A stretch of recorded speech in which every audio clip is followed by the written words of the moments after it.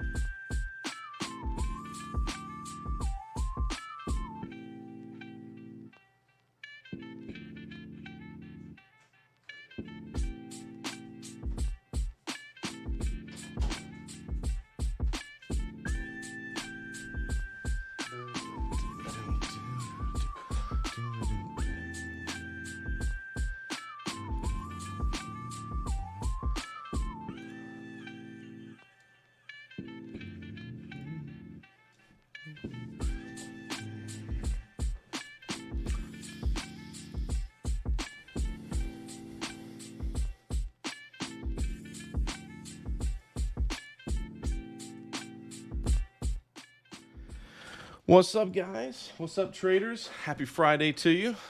My name's Norak, aka Wes, and just as I teased in the thumbnail, we're going to talk about Bitcoin today and crypto. And I have enough Bitcoin maximalist friends that make sure that I want to make that distinction between Bitcoin and crypto. We have to, because this week has probably seen, I think this week has been the best performing, maybe not the best performing week, but February has been the best performing month, or had been the best performing month of Bitcoin since about 2020. No, actually, percentage wise, I'm sure that Bitcoin has had better weeks. But yeah, the question for me, I'm just going to jump into it right now because that's what we got to talk about, is really, what does this mean? It's a broad question, but really I want to kind of conceptualize it in this right here. And I keep apprised of Bitcoin social media, and this week, if you just do a search for the Bitcoin #Bitcoin on Twitter, which I'm using as social media, but also there's a lot of private communities that I'm in and that sort of thing. Bitcoin has biggest monthly green candle ever in February. Well, maybe it's just for February, but I mean, everyone has been basically memeing extremely hard in this run. And I guess they deserve it. But I'm not sure how this is calculated, the Bitcoin Fear and Greed Index, but extreme greed is definitely what I would characterize the memes as right now. In the past few weeks, I've had to caution traders that have gone ahead and started drawing up parabolics. And of course, why not? Why not draw some, parabolics while we're here, while we're in this trend? Because obviously we're making higher lows, and we all know that Bitcoin is the future, right? And it's just going to keep on going. We already need to price in basically the halvening, a new all-time high this year. All these things people are pricing in, and call me cynical, and call me patient, but I really want to see, at this point, I want to see an actual weekly close into the new all-time high territory before I'm going to presume it to be, a foregone conclusion. And that's just my nature, and that's just from being in Bitcoin for so long. Bitcoin has not really done that many false breakouts of all-time highs.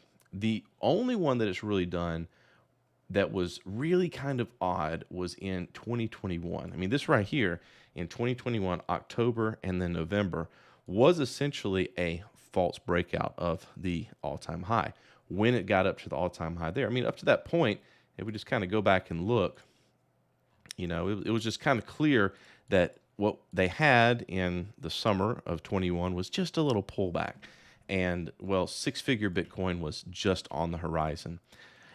And, yeah, it didn't quite happen. And I still really kind of worry about a situation like we had in 2019, where a lot of people thought, they were drawing those parabolics, and they presumed that, where's my lines here, that it would just go on and continue on just like that, like so.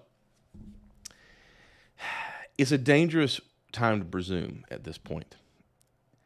But that's not to say that we're not going to hit the all-time high. In fact, I think that is probably the most likely scenario. I was talking to a friend earlier today. He was in an NVIDIA short position. And by the way, in this live stream, I talk about crypto and stocks. But today we're going to talk about crypto mostly. We'll look at some other stuff. By the way, if you have things to look at, post them in the chat. I'm here for you guys. I'm here to look at stuff, share my analysis, not really the future predicting, but really where the trades are. And sometimes there's not a trade. So earlier today, as the market was about to open on NVIDIA, Nvidia is also poking up against, new all-time highs. I don't know. I don't think it made one today, but here's a little trick for you. When you're trading and you're trading around, really high prices around all-time highs. This is how Nvidia opened today. Right here is of course the all-time high. When price gets into this zone, the all-time high zone, as we can kind of call it, you're basically going to have one more level of resistance, which it basically kind of held below. That's really going to be based upon the all-time high versus that first impulse wave as it comes back.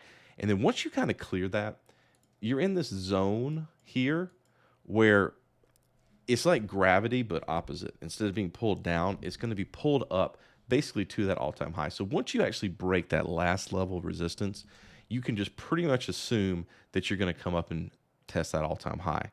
And in the case here with Nvidia, yeah, it came up and there's all-time high, and that's where it closed today right there.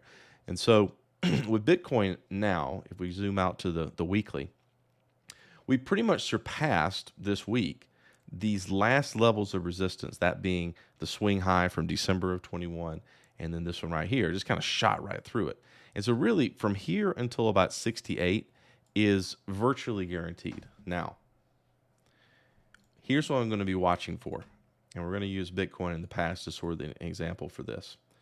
And we can use any, in fact, let's be more fun. Let's not look at the last one. Let's look at, the all-time high break from 2013. Let's be fun like that. Let me clear up some of these that we don't need. Okay. And so really what's going to be interesting to see is if Bitcoin does something like it did in 2017, where it came up to the all-time high, and you have a close above it. That's what I'm going to be looking for on the weekly in the coming weeks, is a solid weekly close above it. That's going to be a very bullish sign, for it to actually break above it, a close above it. Notice how back in 2021, when Bitcoin was coming up to its all-time highs, you had the October 18th week, got above it, came a little bit above it, intra-bar, in the middle of the bar, and then closed back inside that all-time high. And then likewise, just 3 weeks later, the November the 8th bar got up there and then closed back inside the previous all-time high. This is not a very good situation. This is false breakout territory. And despite how hard they meme, and despite the ETF outflows, you really, really need to look at the price action. And I say that because I think a lot of people are trying to focus way too much on all these narratives that are around it, when everyone seems to have forgotten the lessons from yesteryear, where, there were narratives abound about inflation, how Bitcoin was a hedge against it back then. Well, maybe it is. It definitely is. It's fixed supply. But you really have to be aware of where you sit in the current run on the all-time high and wait. Be patient. And I know that's kind of hard for people. And I really hate the meme that the best time to buy Bitcoin was yesterday and the next best time is today. I really dislike that meme. I dislike that meme because January of 2023 and March of 2023, when I made cases for why to buy Bitcoin when it was coming off of those November lows, those don't really get very much traction. Nobody's really come back and said, oh, wow, yeah, that was a good time to buy. Now is a very dangerous time because the risk reward is not very favorable. The reward is really to that all-time high. And I know people will tell you that, we're going to six figures, bro. But as thinking as a trader, you have to look at price when it gets to levels. And so let's jump to the 2020 all-time high hit. There it respects it in the first week, and then 2 weeks later you finally get that bar to close above it. Now a lot of people are going to FOMO. A lot of people are going to be like, oh no, I missed it, it's too late. But even from this point, even from the point after the all-time high, once you had this solid close break, you still had at least 3x to go. What was that? That closing bar was at 22K, and it goes all the way up to 68K eventually. In the first run, it makes it up to, was it 64? So I'm not that concerned as a trader of missing out or FOMOing in, even though the hit of the all-time high is all but guaranteed right now because we're in that zone where gravity is going to take effect.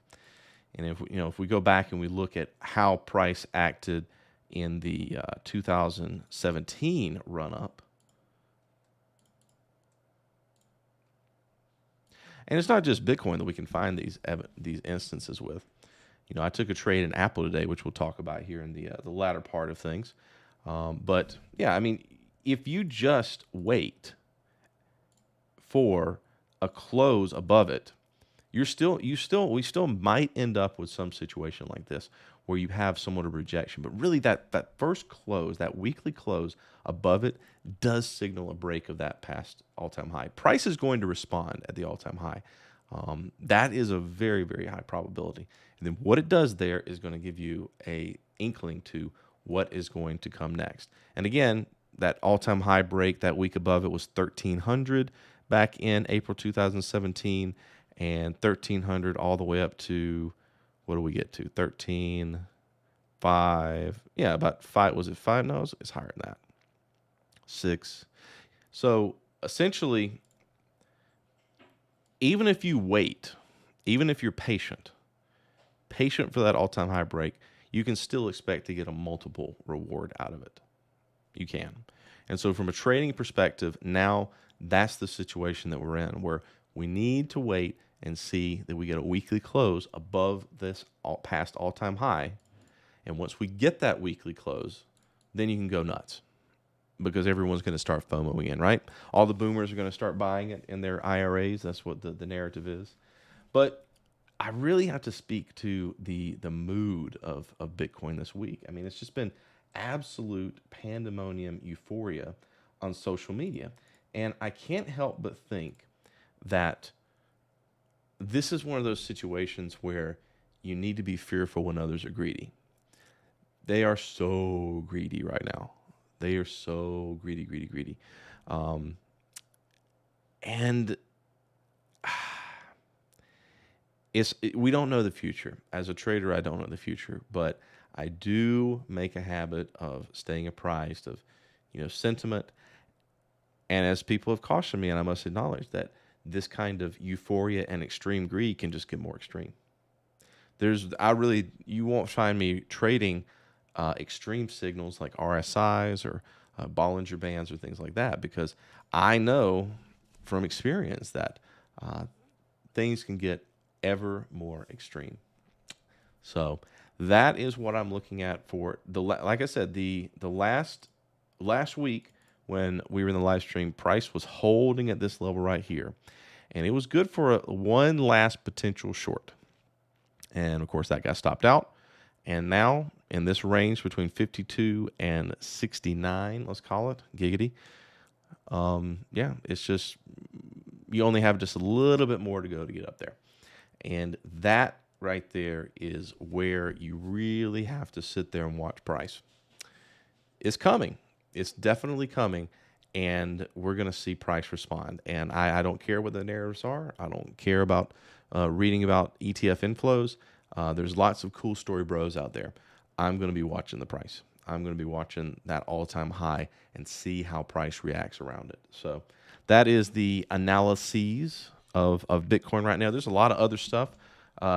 All of crypto is eating, basically. I think someone today on my Discord was talking about Shiba Inu is, well, I mean, that's a weekly. Basically, right now, everyone's kind of getting risk on with crypto because Bitcoin is going up so much. And of course, everything that is crypto is going to be benefiting from this. Even Monero, my sad, I'm not sad about it. I mean, basically, we're back to the bottom range. If you haven't watched my live streams before, I love Monero. I think it's the only real cryptocurrency in that it is private. And they had a big problem. Let me specify. Monero did not have a big problem. Basically, Binance decided that they were going to delist privacy coins. Because why? Because they're too private, working as intended. And this was a situation where someone came in the Discord and asked me, hey, are you buying? I was like, well, yeah. I mean, at first when I saw this drop, I thought that they had hacked Monero. They had defeated the privacy, but no, it's too private, and therefore got delisted from the most voluminous exchange. And I bought more, and I will continue to buy more. And it's a situation where I finally realized the day after that, wait a minute, this isn't that bad. And I wish that I bought a whole lot more, around 100. But you always wish your wins were bigger, don't you? Again, I do this every Friday, guys. If you got symbols to look at, I'm going to look at a few more cryptos I can come off the top of my head, but I'm here for you guys to do analyses. Make sure you get in the chat. I do this every Friday again on Discord, TradingView, which I love and use for all my charts, and YouTube. What's up, Volve and Vicente and Casey? What do I think of MicroStrategy? Funny you ask.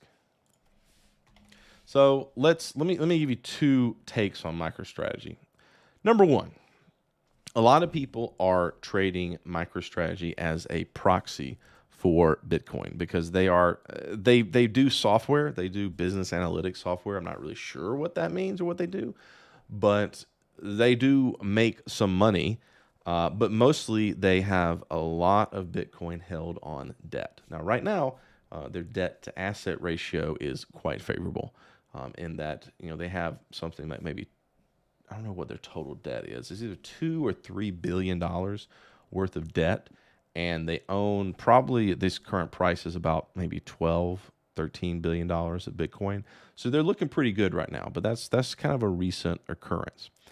Nevertheless, a lot of people have been using using MicroStrategy as a proxy for Bitcoin. Now, I have a good friend of mine that's a big expert on this, and he has this strategy where he keeps apprised of the amount of Bitcoin that MicroStrategy owns versus the price of Bitcoin. So in other words, if you consider the share price of MicroStrategy relative to how many Bitcoin they own, you take the market cap of MicroStrategy and you divide that by a number of Bitcoin, you can come up with like a number. And depending on where that is, MicroStrategy is either trading at a premium or a discount to Bitcoin spot. So in other words, if MicroStrategy in this period, I believe it went below how much they were worth as a company in terms of total Bitcoin held. And now I would really have to fathom a guess that they are now trading at a premium to how much Bitcoin they own. So what he does is he tries to buy MicroStrategy when it is at a discount to the Bitcoin they hold. Like imagine you're just buying MicroStrategy as a company, shares of a company, and you're buying shares of a big bag of Bitcoin. And that's what he tries to do. Right now, I can almost guarantee you with this kind of a move, which is outpacing Bitcoin, that MicroStrategy is not at a discount versus Bitcoin. But if you're patient, you might be able to find that. Now, that being said, my opinion on MicroStrategy has been very bearish throughout this whole thing because I've felt that Saylor has taken on too much debt, and he's gambled basically. He has gambled that what will happen is happening right now, which is Bitcoin will go up before he needs to make a payment on his debt of about $300 million next year. And so when Bitcoin was trading at the beginning of 2023 at a loss to what he held, he was not looking too good. But, he gave himself at least one more year past the halvening, which is coming up next month. And it looks like that's going to pay off for him. He could very easily pay off that debt now and be in very good shape. But of course, MicroStrategy is going to be the cheerleader for Bitcoin. And so they can't really be selling Bitcoin now because they have to publish public filings. And so when they choose to finally start servicing that debt is going to be interesting. But he's not going to sell any right now. He's going to be a part of the euphoria and the greed for sure. So TLDR, MicroStrategy is a way to get into Bitcoin, but right now it is trading at a premium to Bitcoin, and it is not a good buy. So, all right. Good to see some questions coming in. Tesla has Bitcoin on their balance sheet. Well, that's good. I don't know if it matters though. All right. So TradFi money pouring into crypto land. That's the narrative.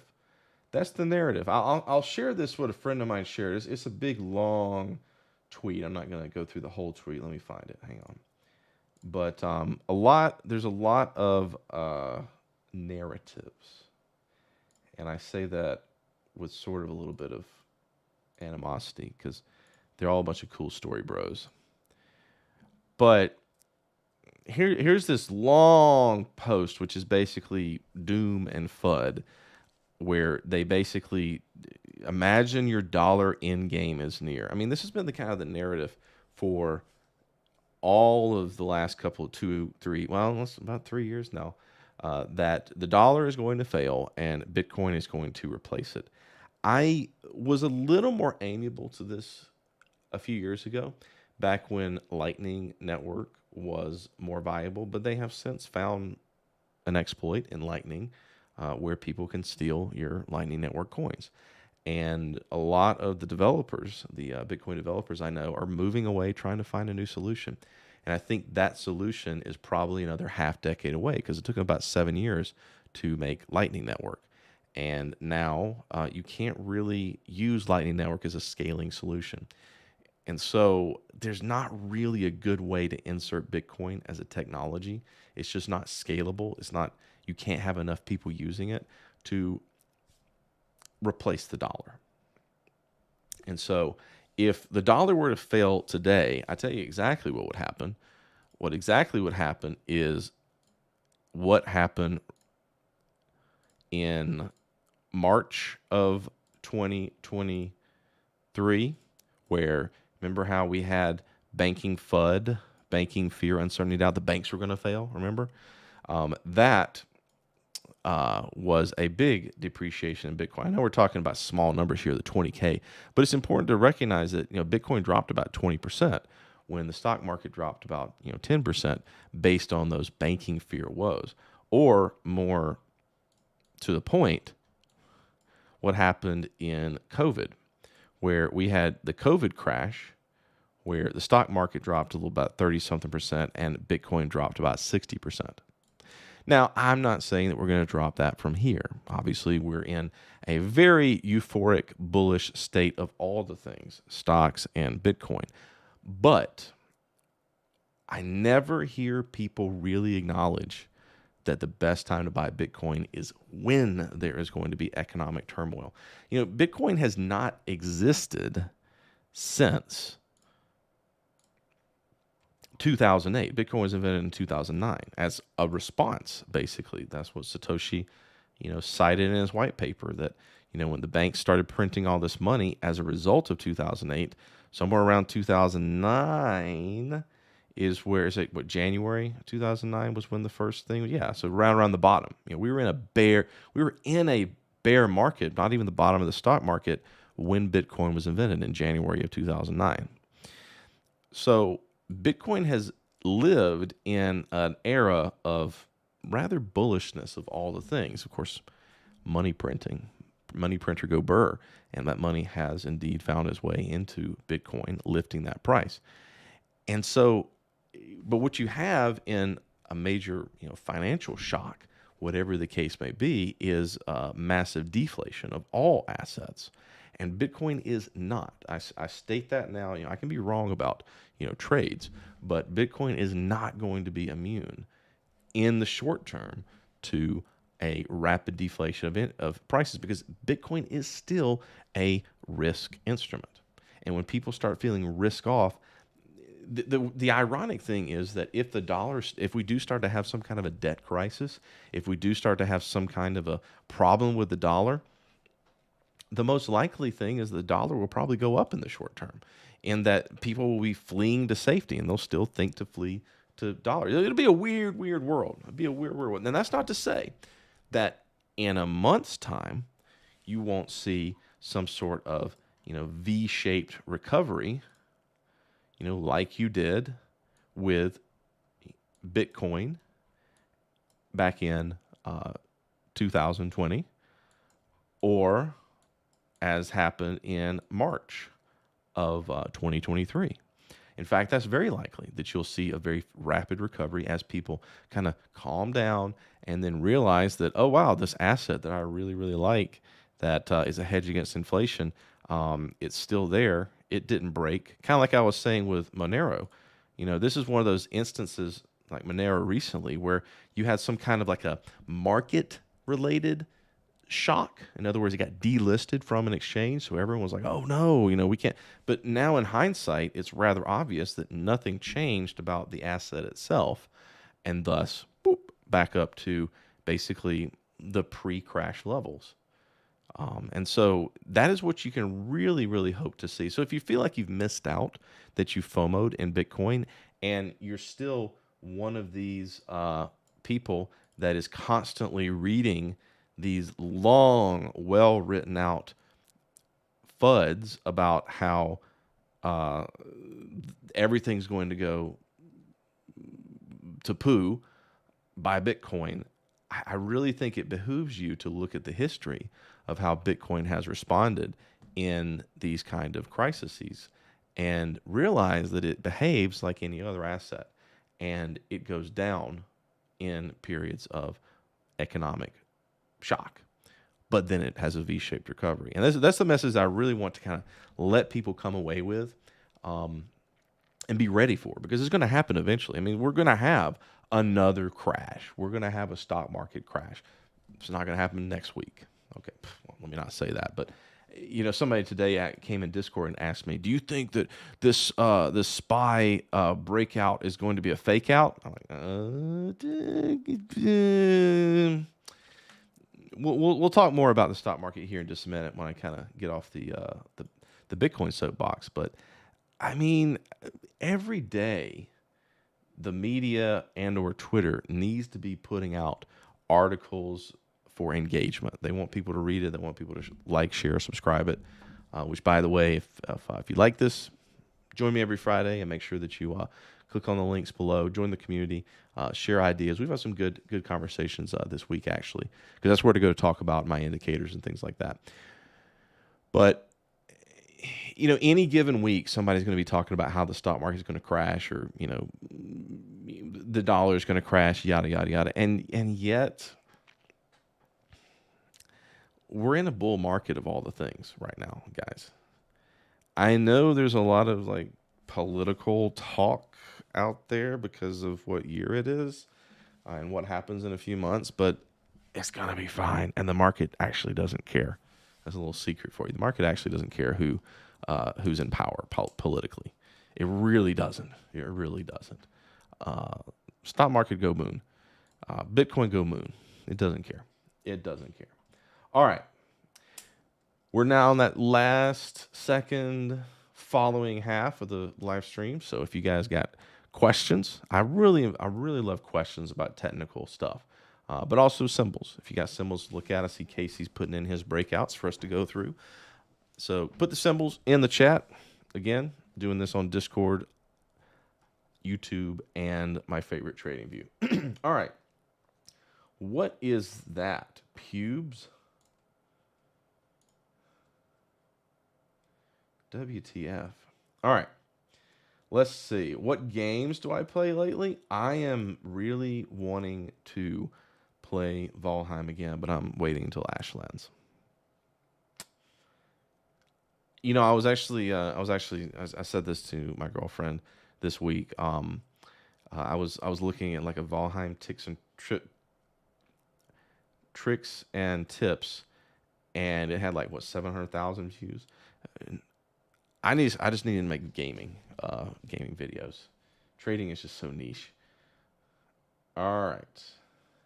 BA acquisition of SPR, Spirit Aero. So is that Spirit Airlines? But is that Boeing?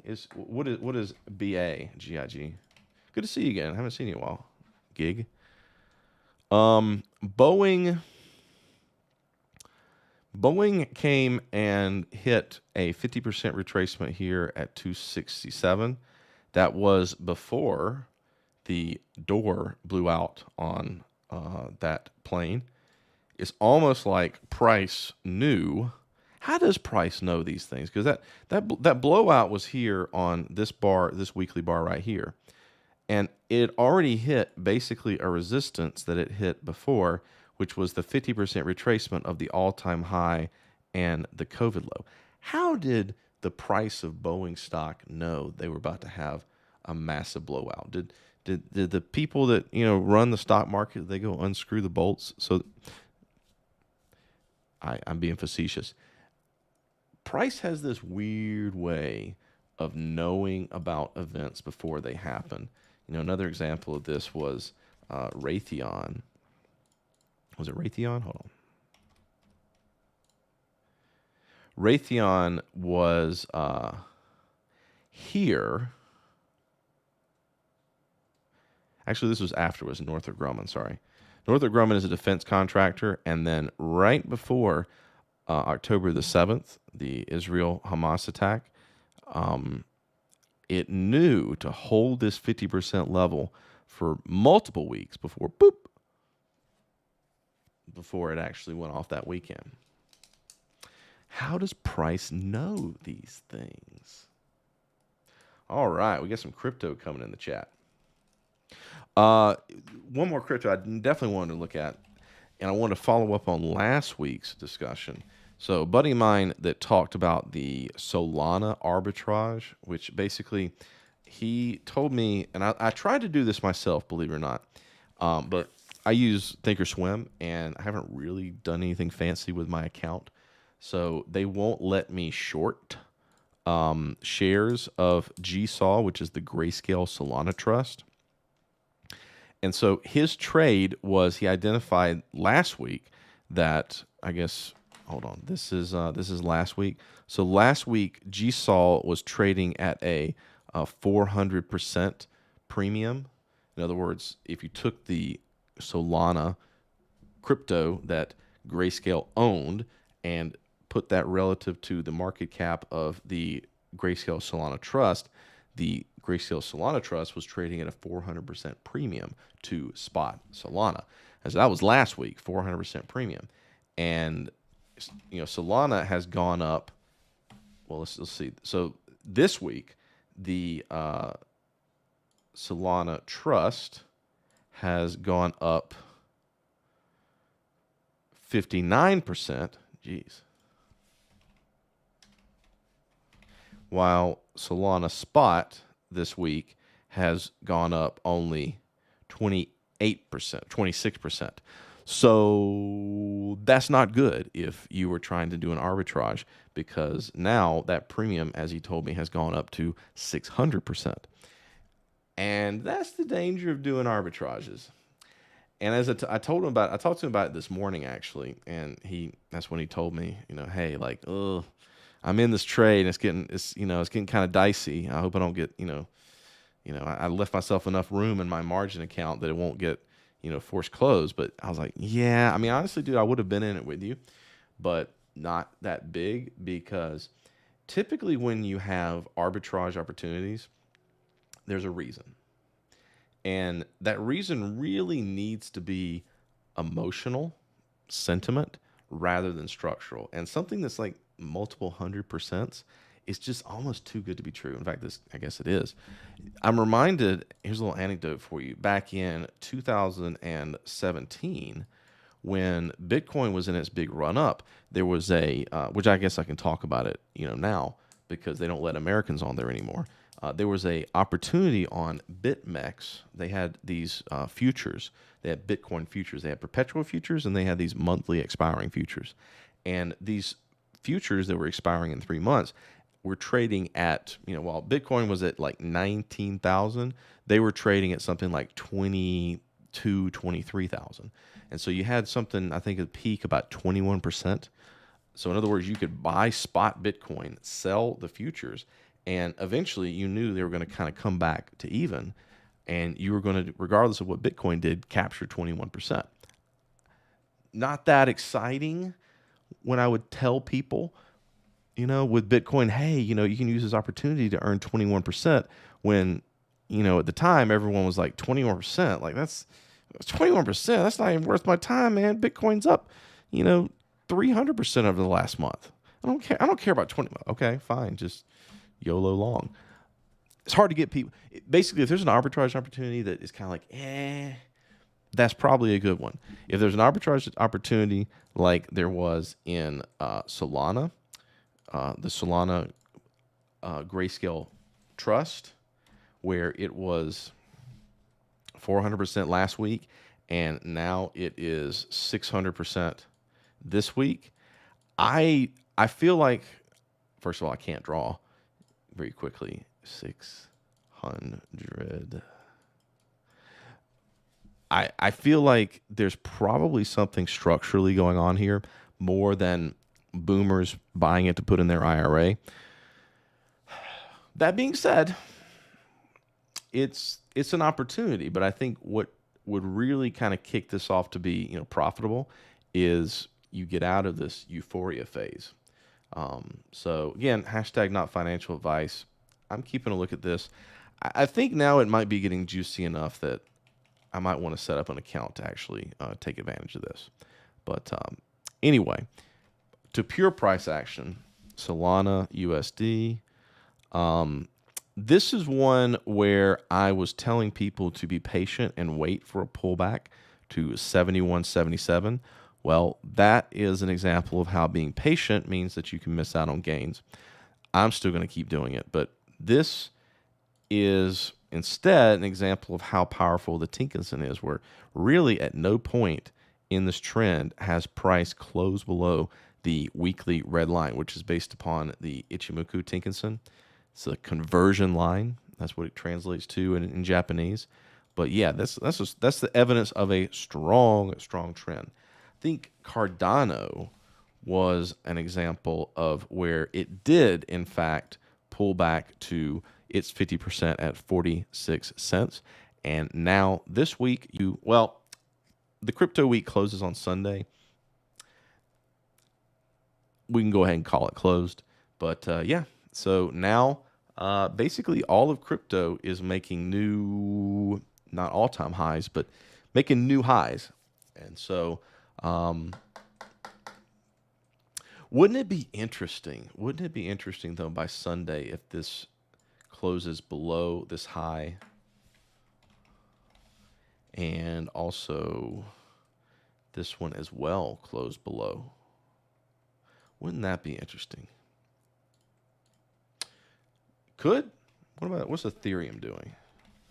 Gotta look at that. Nobody talks about that much anymore. Well, it's yeeting pretty much. Ethereum's trying to be like Bitcoin, basically. Its next resistance is going to be the swing high of March 2022. It's coming up to it. And then, of course, that then sets up the all-time high run situation where you have one more resistance at 42.21. And then just like Bitcoin, if it gets up there, it's going to get drawn up to its all-time high. So those are the levels of resistance on Ethereum. But everything's going to be predicated on Bitcoin. Bitcoin is and always has been the driver. So, all right. Let's see. All right, so we want to talk about stocks. You got more crypto. Let's look at a few crypto from chat, and then we'll look at some stocks because I got a good stock thing I want to look at from this week. Let's see. Flux, the Flux capacitor USDT. I wish that crypto. Okay, Flux. Looks like a bag hold that's getting some life. Is this what they're going to look like, Volve? Let's see. Yeah, I'll look at oil here in just a second too. Let's finish the crypto out. So HBARUSD, Hedera hash graph. Okay. Again, a bag hold that's getting some life. And quick thing, if you're new here, I look for opportunity. And opportunity for me is exactly what I was talking about with Cardano. I know to look at that because in past live streams, I've had people come in. I know for sure if we go back and we look at, the December live streams, people were coming here like, what do you think about this? What do you think about it? And I was like, all right, here's how we're going to do. Here's how we're going to trade Cardano.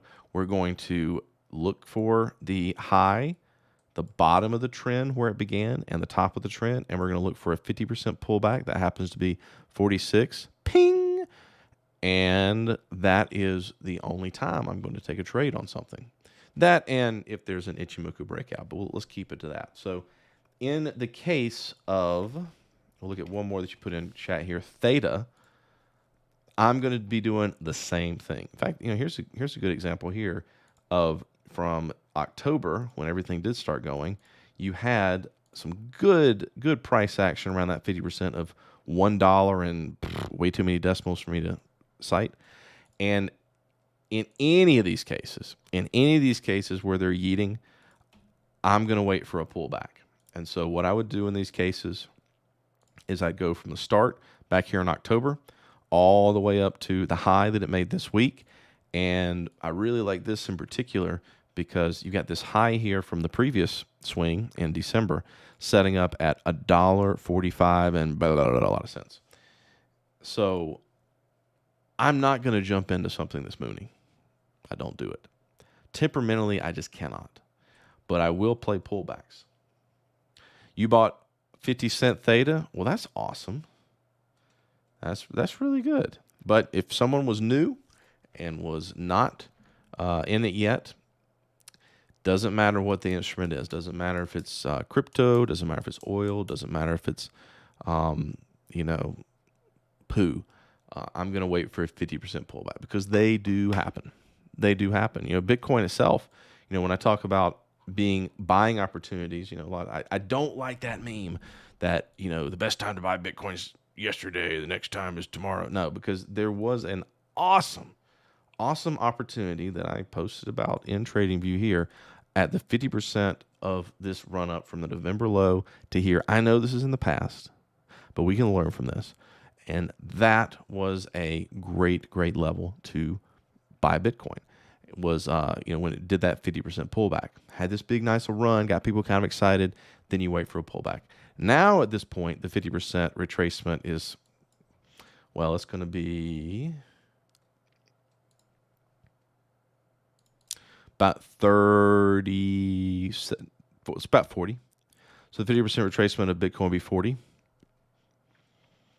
I know a lot of people don't think that can happen at this point, but do not presume anything. All right. Let's see. Do you think Cardano is about to go out of the Ichimoku cloud on the weekly time frame? Good question. Let's take a look. Do I think it will? So you're asking me to predict the future. I don't like to try to predict the future. That's not what trading is about to me. To me, trading is about opportunity generation and exploitation. And so this was an opportunity.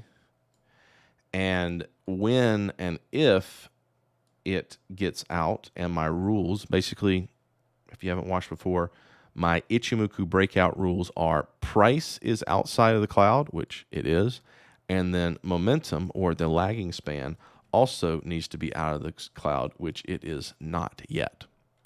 Again, using Bitcoin as an example, my January TradingView post was when Bitcoin got out of the cloud, when momentum was as well. What is the weekly of Bitcoin? Weekly got out around here. Bullish. Monthly is also out as well. This is going to be something I need to teach in a class, by the way. There's a little teaser for you guys. Here's a little homework for you. Go and look on some Ichimoku charts at what happens when the cloud starts going up. It's kind of cool. But to the point, I don't know if it will get outside the cloud, but if it does, then that is bullish, and that is a breakout. So, opportunity generation and exploitation. That would be an opportunity. Okay, again, you're asking me to predict the future on GRT. Okay, yeah. What level do I think it will go up to? That's not the question I really like to answer. The question I like to answer is, what are supports and resistances? In other words, what can it go up to? Exactly what you asked, but I'm just been nitpicking how you asked it. 69 giggity, 69.53, and possibly what I look for is 50% retracements of major trends. That's one of them, and swing highs. And this one just kind of happens to match up. Yeah. So essentially, you've got the first place that you're going to want to look at is going to be, and this is actually good. This is a really good one because this is a fresh Ichimoku breakout on the weekly. I like this. I like this a lot. And then it's basically your next level is going to be in the 50 to 55 range right here. And then the next is going to be basically 70, 69.5. So, yeah, this is a nice, fresh, and again, looks like you have that 50% pullback here in early January. It's good stuff. I got to admit, I'm very stock focused most of the time. I miss a lot of these cryptos. I appreciate you, my friend, because this is a situation where I pull out a piece of paper and I make a note of something for next week, GRT USD. And that's why I do this for you guys. It's for you guys and for me, for opportunity generation, because I can't look at all these crypto, especially the ones with lots of decimal places. Ooh, that bad. I don't math very well, and so they kind of bother me a little bit. All right. Ben Graham. Are you related to the Ben Graham investor? GIS. You're welcome, Vol. Thank you. Thank you, man. This is what I like to see. This is why I do these live streams, because I didn't know that graph existed, much less to look to see if it was coming out on the weekly here. Good. Any technical analysis that's valid should work on any time frame and any instrument with varied results based on volatility, but the reason we study these patterns is because they're transferable. Ichimoku was developed on rice, the price of rice. I think rice futures back in the 1930s, and it is now being applied with very positive results on crypto. So just think about that. Something that's almost 100 years. Ichimoku will turn 100 years old roughly in the 1930s. So it's about 90 years old as an indicator. And it was used originally on food. And it applies very well to digital currency. Something that no one could have foreseen. No one had computers. They had the abacuses back in the 1930s, but they didn't have actual computers in the 30s. They did not. 50s, you can say they might have had, but not in the 30s. All right, let's see here. Looks like now we got to look at some stocks. So let's see. Let me go up a little bit. I talked about MicroStrategy. Let's look at oil. I think that Vicente, he wanted to look at oil. So oil, by the way, whenever I try to look at CL, but the problem with CL, the futures, is that they have this, spike from back in 2020. So what really kind of clears that up is WTI, the symbol WTI. I don't need to look at it. I know what it is. WTI, West Texas Intermediate Q, because now we have an actual 8.1 as a baseline. But the result's going to be the same. The support for oil, week after week, when we do this live stream, the long-term support of oil is on WTI 67.233, and on oil itself, it's basically 65. In both cases, it is the big old 50% retracement, just like I do with everything else, from the low to the high. And it has shown some very good respect of it back in last year and didn't quite get to it at the end of last year, but it's up. Now, it's not mooning. It's not going up tremendously, but oil is bullish. Oil is bullish. And so if you're looking at, your question was thoughts on oil, technical fundamental. So the technical is that on oil. It's bullish. It's holding its resistance And in any case where something holds a resistance, I'm going to presume that it's going to try to come up to its high. It's bullish. It's holding the 50%. That means more than half the people are bullish. It should continue to go up. It could go up slowly. Just as a quick example, Home Depot, which I noticed today, this is a good example of technically where something comes down to a 50% retracement and dances around it for a little while, and takes a little while, but eventually it yeets. And Kroger is another example for Jen, doing kind of the same thing, just kind of consolidating slowly but staying bullish. That's really what you want to see in those kind of cases. Now, from a fundamental perspective, I don't really follow crude inventories and draws and stuff like that. But the one thing I do follow, or try to, is sector rotation.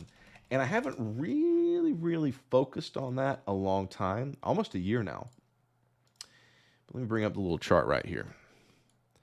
So, because it's kind of gotten a little wonky, let's blame the Fed money printing going burr, that this has kind of gotten out of whack. But essentially, technology has been leading since the bottom of the pandemic, the 2020 crash. Hold on, let me bring up.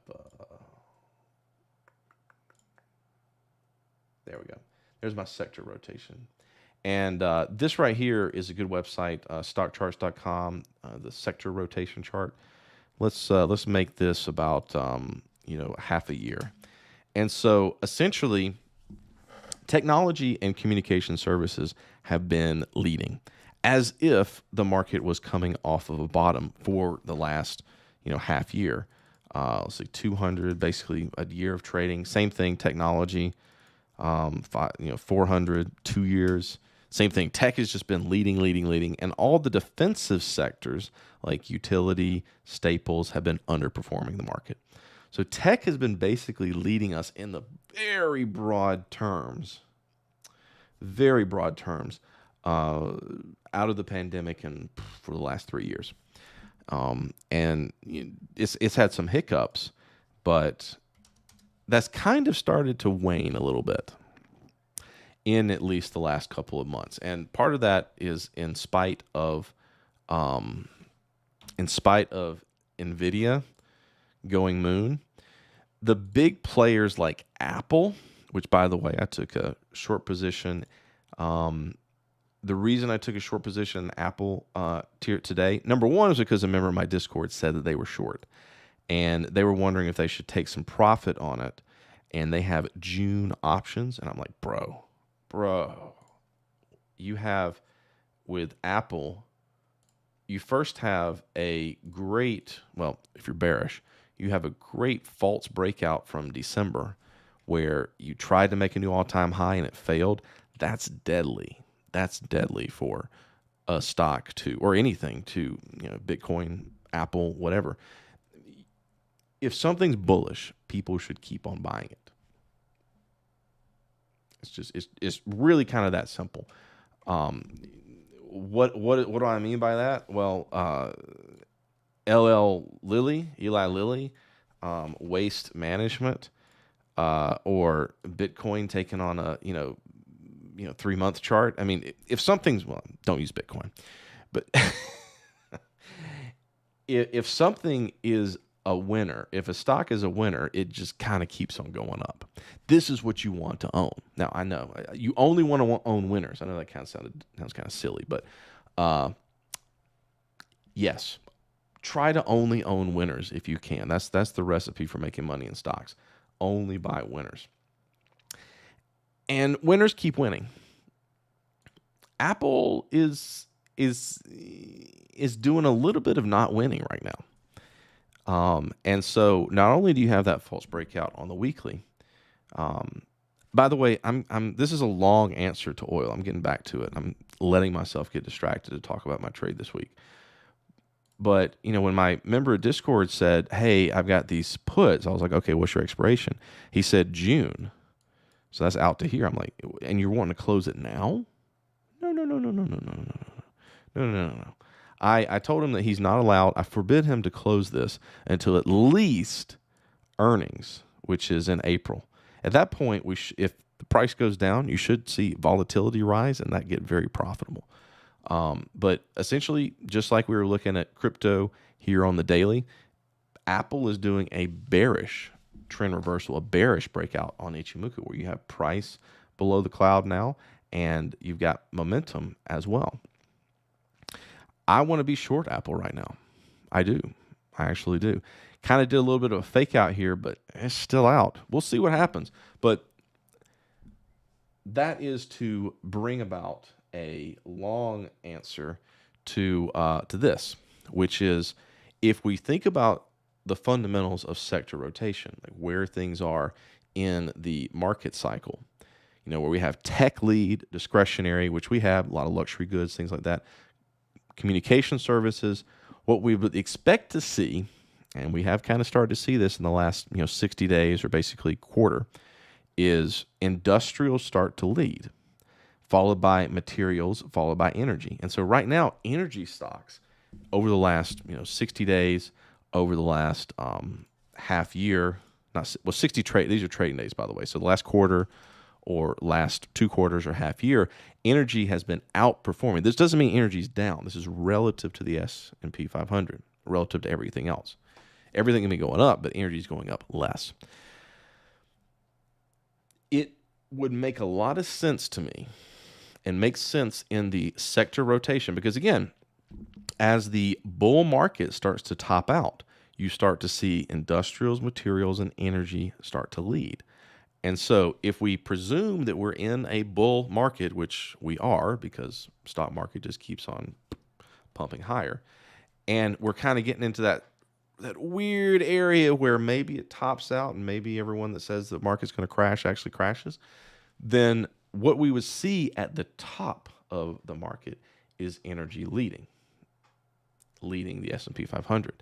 And so that really kind of fits in a situation. Well, hey, look, I switched over to crude, and crude actually, with Ichimoku on, has done a breakout. There you go. Crude looks like it's breaking out. Actually, I mean, it is. It doesn't look like it officially with the Ichimoku rules that I use. Crude is doing a Ichimoku breakout on the daily. And so that would make energy lead. That might also lead into a stock market top out if energy does lead for a while. And of course, it's going to lead for a matter of months. And so I think that what we're seeing with Apple falling off, I think someone also in the chat mentioned Microsoft.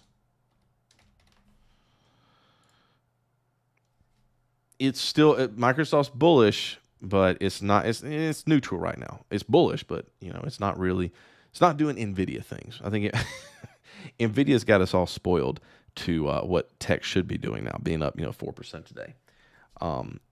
But I do think that the money's going to start kind of rotating out of tech eventually. And it's been really, really good for a very, very, very, very long time.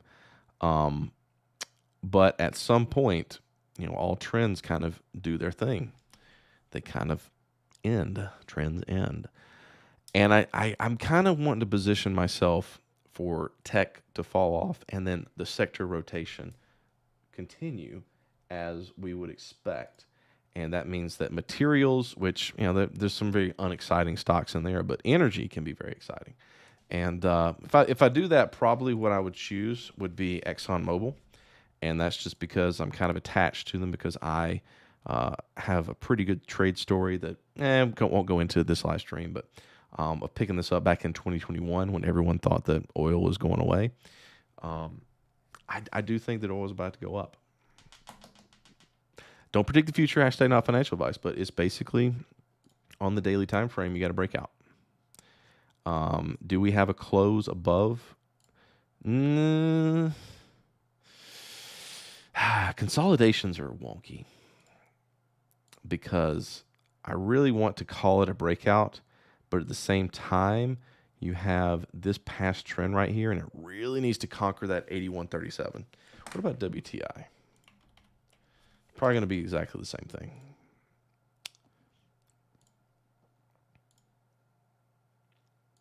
A little bit of conflict there, but I'm not. This is a situation where I wouldn't take a trade, but I would definitely be bullish. I would definitely be bullish. I can't take a trade because it would violate my rules because the profit target's so close. But bullish, it does what it is. If traders use it, charts react to it. Indeed. Moop, just CP. All right, let's go back and chat. If you got questions or if you got symbols to look at, get them in now because we're going to start wrapping up and doing a lightning round here. Again, I do this every Friday at 4 p.m. Eastern. That's UTC -5 because we do this stupid thing called daylight savings here in the United States. Let's see here. GIS. This is General Mills, I presume. There's not some crypto named GIS, is there? I don't see an opportunity here. I look for opportunity. I don't try to predict the future. Like oil, breaking out bullish opportunity. This right here, I don't see it. I don't see. It's had opportunities. Here's a good example of, waiting for. So you notice how when price got out of the cloud right here, this is a teachable moment. Price got out of the cloud here on December, but momentum was not out. That was not a good breakout. And then here again, it did it in January, and momentum didn't get out again. So again, 2 failures of the rules, and that keeps you out of a trade. And now it's kind of doing a consolidation. When this thing finally does decide to break high or low, it's pretty clear that we have the 50% retracement here as resistance. And below us, see, here's the problem with GIS right now. Or actually, let's take a look. Hang on. Let me draw that before I speak. Okay. It's at a long term going all the way back to 2019, 50% retracement. It's holding. So I would be inclined to bullish. I would. And if you had a daily breakout that was valid down here, I would say that would be a good trade to take. If you have a longer term horizon, then it's sitting on its 50% here is quite good. Quite good. This will be a hodl. This would be if I was a ratings agency, I would rate this a hold. Not a buy, because it's not an opportunity that I see. But you definitely want to hold it here, but you want to get out if it gets below 60. That's not good. That would not be good. Let it hold. Give it some time. And as I said, I noticed today, my portfolio now, and people ask me what kind of trades I take. I take day trades and like futures and things like that. I try to take swing trades, like a swing trade today, which I hope will evolve into a long-term trade, is something like this on Baxter International. That was basically a double scan. It popped up on 2 of my scans today, but it's mainly a 30-minute spike at a 50%.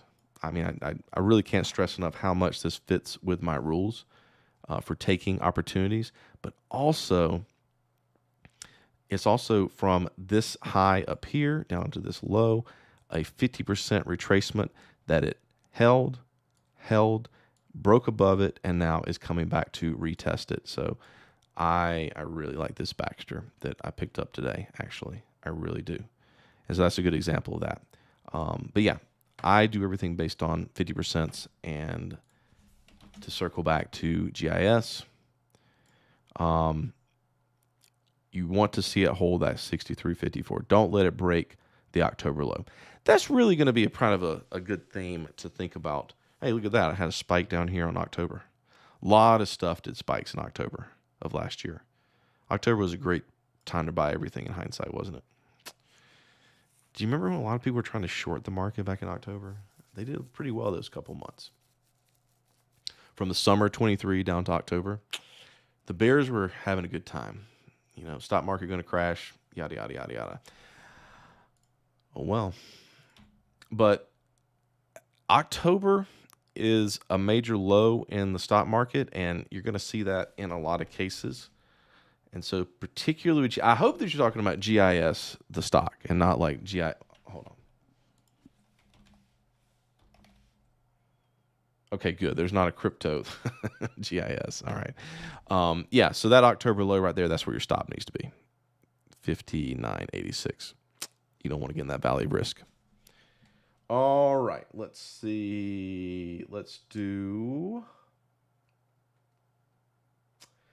Reef. I touched on it, but I'll touch on it one more time for you. ETH USD. That has a resistance. Let me make sure I do the trading view generated index one. Yeah. So Ethereum, your level of resistance is going to be 35.81 coming up. It's going to basically move with Bitcoin. Following that, you're going to have, you can pretty much guarantee that Bitcoin is going to hit its all-time high, and you can guarantee that Ethereum is likewise going to hit that 35.81. Then you're going to need to see if it can traverse up to 4,200. And if it can break 4,200, it's going to get to its all-time high at 48. But those are your 3 levels of resistance on Ethereum right now. That's what you'd be looking at. Hey, what's up, Beach Bum Trading? Hope it's sunny and or warm. Probably is down there in Florida. All right, CVNA. Carvana. Doing pretty well. I don't need to really put on Ichimoku to know that probably did a breakout. Resistance is going to be at 190 at this point because these swings are not really going to be anything of consequence. Let's see, weekly. Weekly's breaking out. So, like I said, didn't even need to. I've just been looking at these charts enough to know. But yeah, price is out. Momentum's out. Good. Good up to 190. Could take longer than that, but that is a bullish breakout. Let's see. Let's go back and check on some things. All right, Discord. ExxonMobil. Yeah. You're long Apple out. Well, I mean, if you're long Apple, don't just do things that I do. I got a little frustrated this week because I took a short on Bitcoin at the end of last week, or I think beginning of this week, and I basically, here's my stop. It's way down there, fortunately. And then they came and asked, should I stop out? Well, don't take my trades. Like, what are you doing? Hashtag not financial advice. But anyway, that's just what I would like to see. I hope for your sake I'm wrong. Let's put it that way. Let's see. Energy. What's UEC, Jen? Uranium Energy Corp. Don't think that's quite what we're looking at. All right. I can feel my brain cells telling me it's time to look at breakouts. All right. So fresh breakout on this is from Casey. UAQ. I like it. It's fresh. It's a weekly close above it. AMD, is it finally breaking out? Well, that's just going up. Tech, like I said, tech is getting a little mature to me. It can get more mature, but I want to look for some fresh opportunities. Applied Materials. Well, see, here's a materials company. Is that what they do? We were just looking at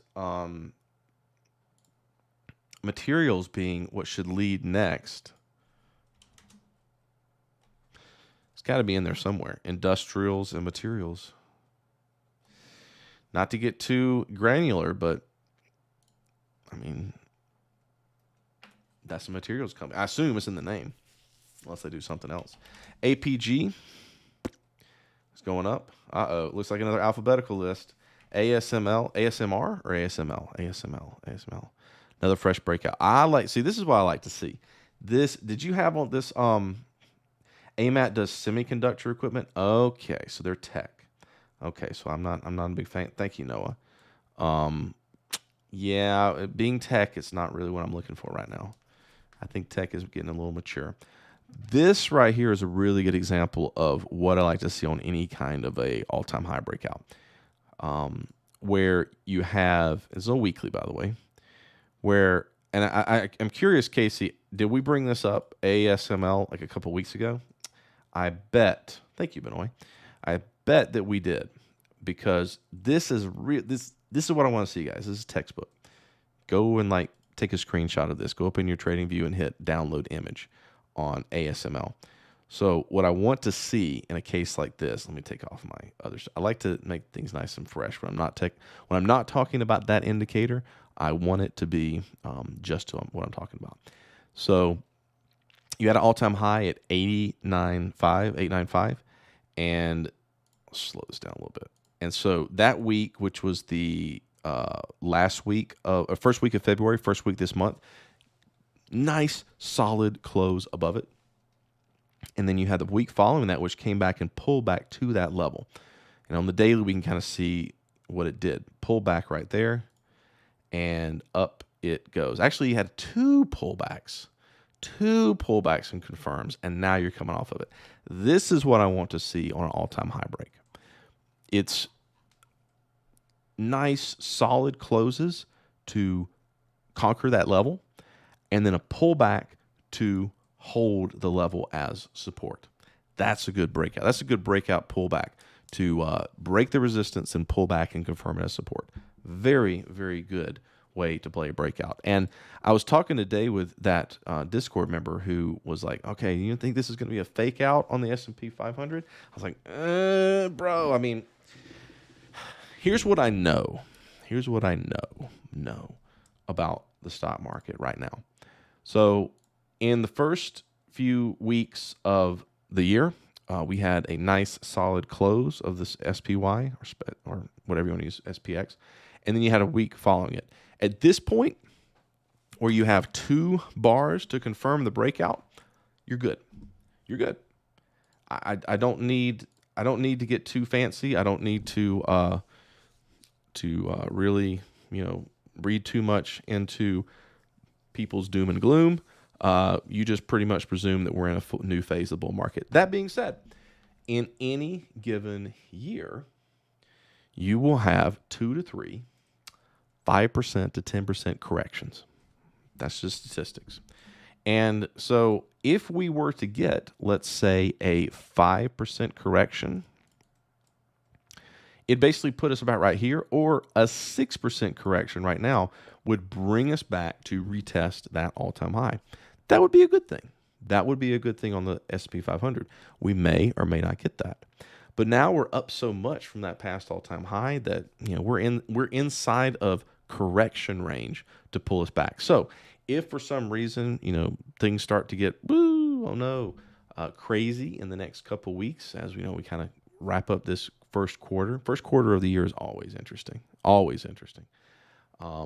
But statistics wise, as goes January, so goes the rest of the year, and we had a very bullish January. And so what I told the member of my Discord was, presume that this year in the stock market will close higher than it opened. I know that's very broad, but at the risk of jumping into this, I don't want to be euphoric, because then that's the end of the bull market. I will just confidently state that we are in a bull market. That's what I'll say. And as a trader, you need to presume that this bull market is going to continue until you have a reason to think it doesn't. And the reason is not going to come from Twitter. It's going to come from price action. So very, very good. That's great, man. That's great. ASML, Casey. I know it's alphabetical, and I was just going through my scans this morning, and I happened upon backs, like I said, as an opportunity.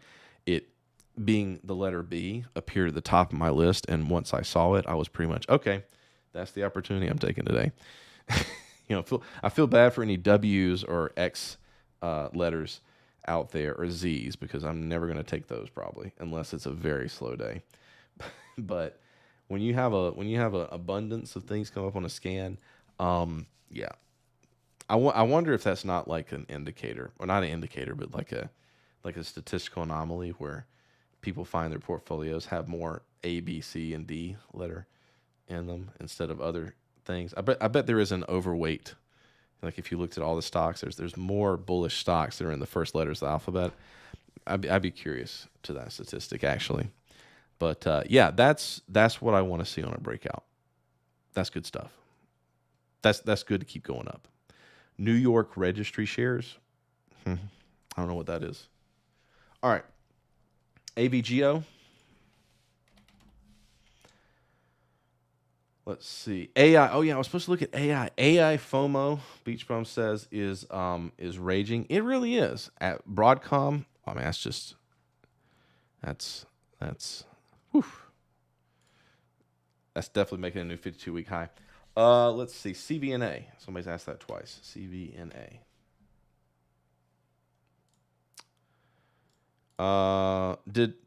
We just looked. Oh, wait, that's what we looked at. CVNA, a good resistance at 140.